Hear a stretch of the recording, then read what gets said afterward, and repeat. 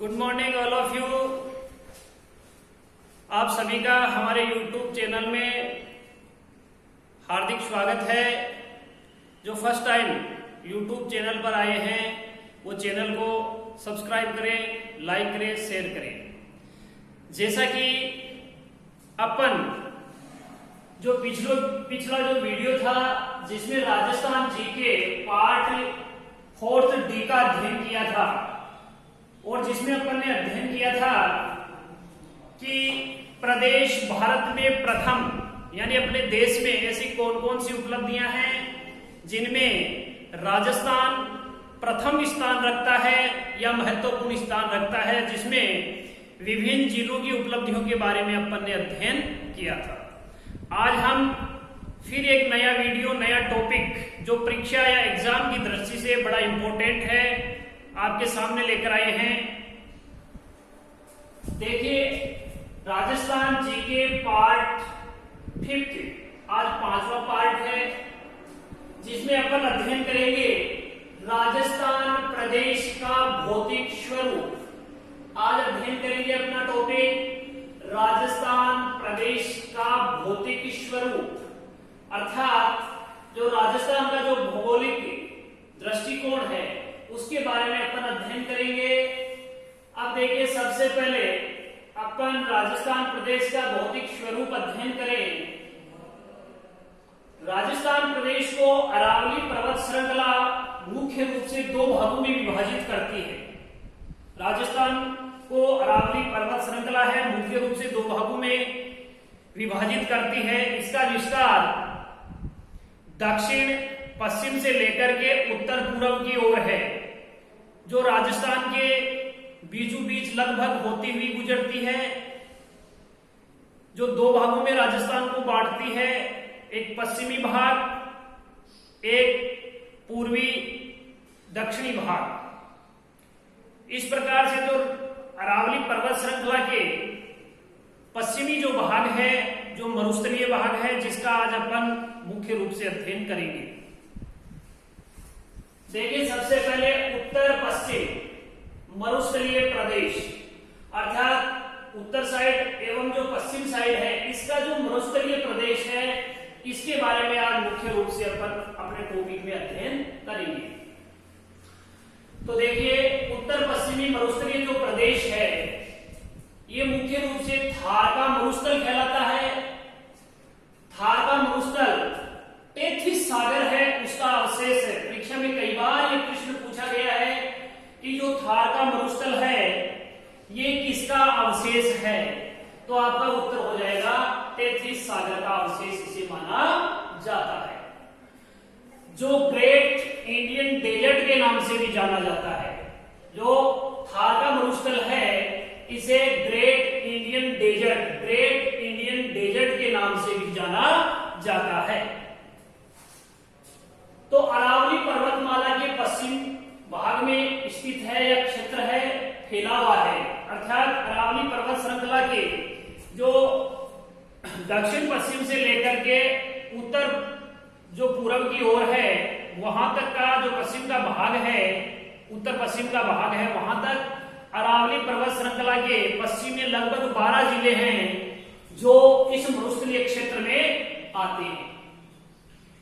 तो अरावली जो पर्वतमाला है इसके पश्चिम में स्थित क्षेत्र को पश्चिमी रेतीली भूमि कहते हैं। अरावली पर्वत श्रृंखला है, इसके जो पश्चिम का भाग है, लगभग 12 जिले हैं, उन सब का जो भाग है उसको पश्चिमी रेतीली भूमि कहते हैं। क्या कहते हैं? पश्चिमी रेतीली भूमि कहते हैं, जिसका आधार लगभग, यानी यदि अपन इसके क्षेत्रफल की बात करें, आधार की बात करें, तो 1,75,000 वर्ग किलोमीटर है। जो 12 जिलों का जो क्षेत्र है यह मरुस्थलीय भाग है, ये राजस्थान में 1,75,000 वर्ग किलोमीटर है। इस प्रदेश को मुख्य रूप से 2 भागों में बांटा गया है। अरावली जो पर्वत श्रृंखला है इसका जो पश्चिमी भाग है, जिसे अपन मरुस्थलीय भाग कहते हैं, इसको मुख्य रूप से 2 भागों में बांटा गया है। एक है शुष्क मरुस्थल। शुष्क मरुस्थल का मतलब है जहां पे बिल्कुल भी वर्षा न के बराबर होती है या बिल्कुल शुष्क भाग है। सूखा प्रदेश है। दूसरा है अर्ध शुष्क मरुस्थल, जहां पे 20 से 50 सेमी के लगभग बरसात होती है, थोड़ा बहुत हरा भरा है, उसे अर्ध शुष्क कहते हैं। और इसको जो अरावली पर्वत श्रृंखला के जो पश्चिमी जो मरुस्थल है, थार का मरुस्थल है, इसको दो भागों में बांटा गया राजस्थान में, शुष्क मरुस्थल और अर्ध शुष्क मरुस्थल प्रदेश। जो राजस्थान के लगभग 2/3 क्षेत्रफल में विशाल, ये बहुत ही विशाल भाग फैला हुआ है। यानी कहने का मतलब ये जो थार का मरुस्थल है, ये राजस्थान के जो पश्चिमी भाग है, इसमें लगभग 2/3 भाग है, ये क्षेत्रफल की दृष्टि से फैला हुआ है। क्षेत्रफल में राजस्थान का सबसे विशाल भौतिक प्रदेश है, वो थार का मरुस्थल आता है। यहां जो मरुस्थलीय भाग है, इसमें रेत के विशाल लहरदार टीले होते हैं। जैसे लहर से बनी ऊंचे ऊंचे टीले बने हुए होते हैं, जिनपे हवाएं चलने के कारण से धारदार टीले बन जाते हैं। जो लहरदार जो टीले होते हैं, उनको यहाँ की भाषा में धोरे कहते हैं। क्या कहते हैं? धोरे कहते हैं। ये एग्जाम की दृष्टि से बड़ा इंपॉर्टेंट है, कई बार एग्जाम में पूछा गया है। तो सीधी सी बात है, जो मरुस्थलीय भाग में या थार के रेगिस्तान में जो ऊंचे ऊंचे धारदार या लहरदार जो टीले बने हुए होते हैं, इन्हें धोरे कहते हैं। क्या कहते हैं? धोरे कहते हैं। यह राजस्थान के कुल क्षेत्रफल का, ये जो थार का मरुस्थल है जो राजस्थान में फैला हुआ है, ये राजस्थान के कुल क्षेत्रफल का 61.11% है। यह मरुस्थलीय भाग है, अर्थात राजस्थान में जो कुल क्षेत्रफल राजस्थान का है, इसका 61.11% है, ये मरुस्थलीय भाग है। यहां पे इस मरुस्थलीय भाग में जो 61.11% है, यहां पे राज्य की 40% लगभग जनसंख्या निवास करती है। कितनी भाग है? वो 61.11% है क्षेत्रफल तो, लेकिन यहाँ पे राज्य की जो जनसंख्या है, वो कुल राजस्थान की जनसंख्या का 40% जनसंख्या इस क्षेत्र में निवास करती है। और यहाँ पे जो वर्षा है, वो मिनिमम 20 सेंटीमीटर से लेकर के 50 सेंटीमीटर तक होती है। यानी मिनिमम 20 और अधिकतम 50 सेंटीमीटर तक यहाँ पे लगभग वर्षा होती है। यह प्रदेश शुष्क व अत्यधिक विषम जलवायु वाला व रेतीली बलुई मिट्टी वाला प्रदेश है। यहाँ की जो जलवायु है इस प्रदेश की, जो थार के मरुस्थल की जो उत्तर पश्चिमी मरुस्थलीय भाग है, ये शुष्क है। ये भाग क्या है? शुष्क है। यहाँ की जो जलवायु है वो विषम जलवायु है। कैसी जलवायु है? विषम जलवायु है। यहाँ पे जो मिट्टी है वो रेतीली मिट्टी पाई जाती है। कैसी? रेतीली बलुई मिट्टी पाई जाती है। रेतीली बलुई मिट्टी पाई जाती है, जो उपजाऊपन की दृष्टि से बहुत कमजोर होती है। अर्थात रेतीली बलुई मिट्टी होती है जिसमें मिट्टी में जो पौष्टिक अवयव होते हैं वो कम पाए जाते हैं, तो इसलिए यह कम उपजाऊ मानी जाती है। यदि अपन इस मरुस्थलीय भाग को विश्व की दृष्टि से देखें, तो यह विश्व का सर्वाधिक आबादी, यानी जो अन्य जो मरुस्थल हैं उनकी बनिस्बत इस मरुस्थल में सबसे ज्यादा आबादी निवास करती है, एवं जनघनत्व अन्य मरुस्थलों से अधिक है। अर्थात विश्व के जो अन्य मरुस्थल है उनकी बनिस्बत इस मरुस्थल में आबादी जो क्षेत्र है वो सबसे ज्यादा है, अर्थात जनसंख्या घनत्व सबसे अधिक पाया जाता है। इस मरुस्थल में सर्वाधिक जैव विविधता पाई जाती है, अतः इस क्षेत्र को रुक्ष क्षेत्र कहते हैं। अर्थात एक बार फिर सुन लीजिएगा, यहाँ सर्वाधिक जैव विविधता पाई जाती है, जीव में विभिन्नता पाई जाती है, अतः इस क्षेत्र को रुक्ष क्षेत्र के नाम से भी जाना जाता है। यहाँ पे विशेष रूप से देखिए, चंद्राकार विशेष आकृति जो बालू के टीले होते हैं, यदि चंद्राकार आकृति के जो तेज हवाएं चलने के कारण से जो टीले होते हैं,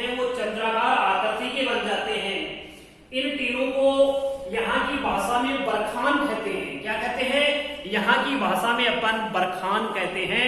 और ये एग्जाम की दृष्टि से बड़ा इंपॉर्टेंट है क्योंकि ये कई बार एग्जाम में पूछा गया है। अर्थात जो अपना धार का मरुस्थल है, पश्चिमी जो भाग है, लगभग जो आपका जैसलमेर जिला है, बाड़मेर जिला है, इनमें जो चंद्राकार आकृति यानी चंद्रमा के समान आकृति, चंद्राकार आकृति के जो विशेष मिट्टी के जो बालू मिट्टी होती है उसकी तेज हवाएं चलने के कारण से जो टीले बनते हैं, इन चंद्राकार टीलों को बरखान कहते हैं। क्या कहते हैं? बरखान कहते हैं। तथा बरखान के बीच में जो मार्ग होता है, बरखान यानी जो चंद्राकार आकृति के जो टीले बनते हैं उनमें जो रास्ता होता है या मार्ग होता है उसे गारो कहते हैं। उसे क्या कहते हैं? गारो कहते हैं। तो ये एग्जाम की दृष्टि से कोई बड़ा इंपॉर्टेंट, एक बार फिर सुन लीजिए। चंद्राकार विशेष आकृति वाले बालू के टीले, बालू जो मिट्टी होती है उसके जो टीले, तेज हवाओं से जो टीले चंद्राकार आकृति के बन जाते हैं उन्हें यहाँ की भाषा में बरखान कहते हैं। तथा बरखान के बीच में जो मार्ग होता है या रास्ता होता है उसे गारो कहते हैं। क्या कहते हैं? गारो कहते हैं। यदि अपन अर्ध शुष्क जो मरुस्थल है, मरुस्थल को अपन ने दो भागों में बांटा था, शुष्क मरुस्थल और अर्ध शुष्क मरुस्थल। तो यदि अर्ध शुष्क मरुस्थल की बात करें तो अर्ध शुष्क मरुस्थल को मुख्य रूप से 4 भागों में विभाजित किया गया है। कितने भागों में? 4 भागों में विभाजित किया गया है। वो मुख्य भाग कौन कौन से हैं? बांगर प्रदेश, पहला कौन सा है? बांगर प्रदेश, या इसे अपन शेखावाटी प्रदेश के नाम से भी जानते हैं। अर्थात बांगर प्रदेश अर्थात या शेखावाटी प्रदेश भी अपन इसे कह सकते हैं क्योंकि सीकर, चूरू और झुंझुनू का जो क्षेत्र आता है ये शेखावाटी प्रदेश में आता है। शेखावाटी का जो भाग है इसमें शेखावाटी क्षेत्र में स्थानीय भाषा में कुएं को जोहड़ कहते हैं। कुएं को क्या कहते हैं? जोहड़ कहा जाता है। तथा जो घास के मैदान होते हैं, बहुत बड़े बड़े चारागाह होते हैं, पशुओं के चरने के लिए होते हैं, जिन्हें बड़े घास के मैदान होते हैं, इनको बीहड़ कहते हैं। क्या कहते हैं? बीहड़ कहते हैं। और ये परीक्षा में कई बार ये ऐसे प्रश्न पूछे गए हैं। तो एक बार फिर सुन लीजिए कि अर्ध शुष्क जो मरुस्थल है इसको मुख्य रूप से 4 भागों में बांटा गया है। 4 भाग हैं इसके, जिसमें सबसे पहला है बांगर प्रदेश या शेखावाटी प्रदेश। शेखावाटी क्षेत्र में जो स्थानीय भाषा होती है, जो लोकल लैंग्वेज होती है, उनमें जो कुआं होता है, जो पानी पीने के या पानी निकालने के काम में आता है, उसे जोहड़ कहते हैं। क्या कहते हैं? जोहड़ कहते हैं। तथा जो घास के मैदान होते हैं, पशु चारागाह के लिए बड़े बड़े घास के जो मैदान होते हैं उन्हें अपन बीहड़ कहते हैं। दूसरा है इसका घग्गर का मैदान। ये घग्गर का मैदान है, हनुमानगढ़ है, गंगानगर है, जो ये क्षेत्र आता है ये भाग घग्गर का मैदान कहलाता है।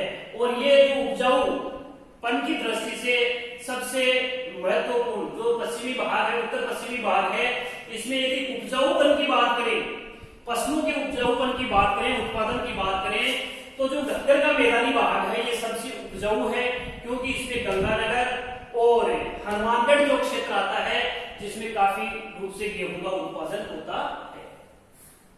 तीसरा जो भाग है इसका अर्धशुष्क मरुस्थल का उच्च नागौरी प्रदेश, जो नागौर से अजमेर तक का जो क्षेत्र होता है ये उच्च नागौरी प्रदेश की श्रेणी में आता है। राजस्थान में नागौर से लेकर अजमेर के बीच, नागौर से लेकर के अजमेर के जो बीच का क्षेत्र है उसे अजमेर के जो मध्य का भाग है इसमें कुबड़ पट्टी पाई जाती है। क्या पाई जाती है? कुबड़ पट्टी पाई जाती है। अर्थात कुबड़ पट्टी से यहाँ आज से है कि यहाँ पे फ्लोराइड, पानी में फ्लोराइड की मात्रा काफी अधिक होती है। पानी में फ्लोराइड की मात्रा काफी अधिक होती है जिसके कारण से लोगों की पीठ की जो कमर की हड्डियां होती हैं वो बहुत कमजोर हो जाती है एवं उनमें दर्द होने लग जाता है। इससे लोग झुकने लग जाते हैं और वो झुक करके चलते हैं। कुबड़ पट्टी सी उनमें पाई जाती है, इसलिए इसे कुबड़ पट्टी के नाम से जाना जाता है। अर्थात उच्च नागौरी प्रदेश राजस्थान में नागौर से लेकर अजमेर के मध्य तक जो एक कुबड़ पट्टी पाई जाती है, इसका जो चौथा भाग है, 4th पार्ट है गोंडवान प्रदेश। या जिन्हें अपन लूनी नदी निकलती है, क्या निकल, कौन सी नदी, लूनी नदी निकलती है, ये जो क्षेत्र इसे गोंडवाना प्रदेश या लूनी बेसिन के नाम से जाना जाता है। तो चौथा भाग इसका हो गया गोंडवाना प्रदेश या लूनी बेसिन। अर्थात मरुस्थलीकरण का प्रसार जो राजस्थान से किधर हो रहा है, मरुस्थलीकरण का प्रसार राजस्थान से दिल्ली की ओर, हरियाणा, उत्तर प्रदेश और मध्य प्रदेश की ओर हो रहा है। यदि आपको प्रश्न पूछा जाए कि जो थार का मरुस्थल है उसका मरुस्थलीकरण का प्रसार कहां कहां या किधर हो रहा है, तो राजस्थान मरुस्थल प्रदेश से दिल्ली की ओर, उत्तर प्रदेश की ओर, मध्य प्रदेश की ओर और हरियाणा की ओर इसका प्रसार हो रहा है। अर्थात मरुस्थलीकरण का प्रसार राजस्थान से दिल्ली, हरियाणा, उत्तर प्रदेश व मध्य प्रदेश की ओर हो रहा है। थार मरुस्थल की जो स्थलाकृत आकृति है, थार मरुस्थल है, इसकी यदि स्थलाकृत आकृति की यदि अपन बात करें तो ये पैराबोलिक प्रकार की है। किस प्रकार की है, पैराबोलिक प्रकार की। बालू का जो स्तूप होते हैं, बालू का स्तूप से पट्टी पड़ी हुई है, ठीक है। तो ये है, यदि आपकी थार मरुस्थल की जो स्थलाकृति है ये पैराबोलिक प्रकार की, जो बालू का स्तूप होते हैं उनकी जो पट्टी बनी हुई होती है उसके समान इनकी है। थार मरुस्थल की स्थलाकृति पैराबोलिक प्रकार की बालू का स्तूप के समान है। आगे देखिए, मरुस्थल में